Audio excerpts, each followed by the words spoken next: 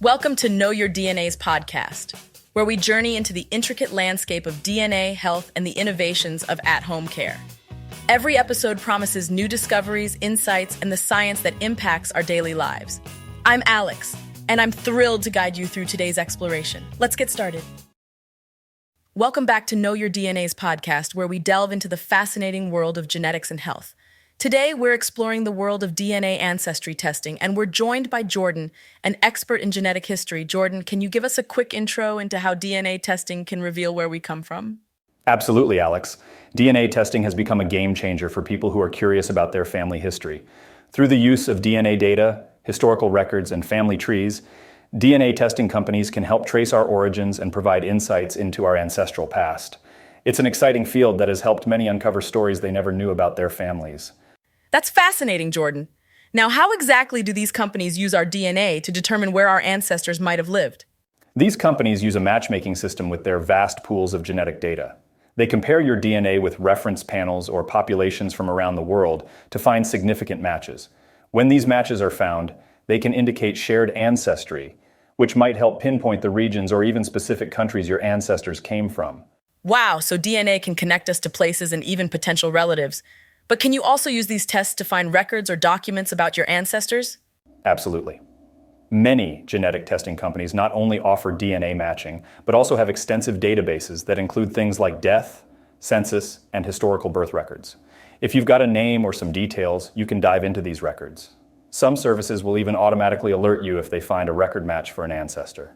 It seems like the technology is really supporting personal historical discoveries. Now, how does comparing family trees factor into this?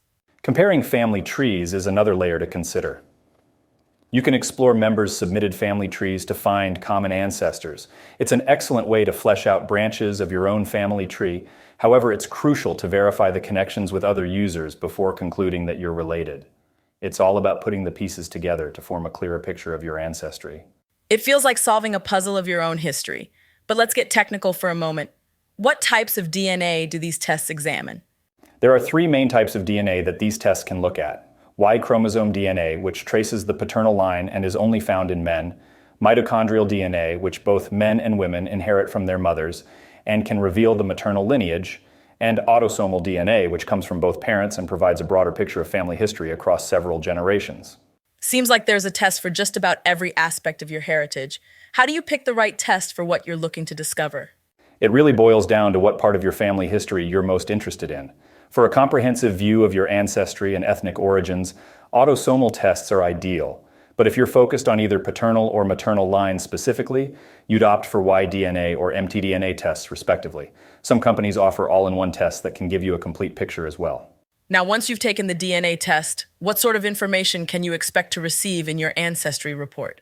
DNA ancestry reports can vary, but generally include a breakdown of geographical regions that share similarities with your DNA, hints at your genetic community, possible migration routes, and can even pinpoint familial matches within the DNA Services database.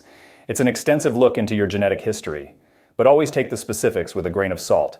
These are estimates based on current data and algorithms. I imagine it's quite a moment when you first see your report. That said, I've heard there can be limitations with these DNA ancestry tests, right?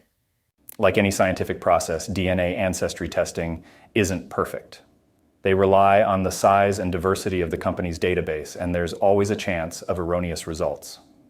They offer a window into your ancestry, but can't provide an exhaustive map of your genetic origins.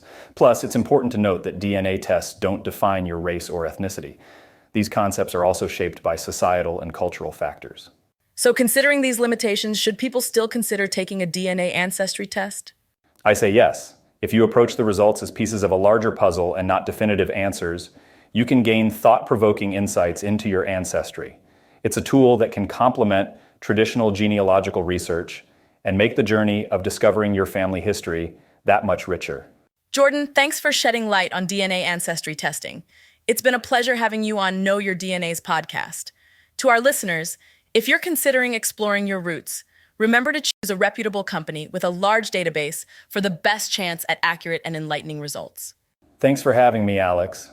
It's been great to discuss how DNA testing can open new doors to understanding our past. And to everyone listening, enjoy the journey of discovering your story. It's truly one of a kind. As we conclude another enlightening episode of Know Your DNA's podcast, I hope you're leaving with a renewed sense of wonder about the world within us. From the strands of our DNA to the choices we make for our health at home, it's all a journey of understanding. I'm Alex, thanking you for being with us today. Stay informed, stay inspired, and we'll connect again soon.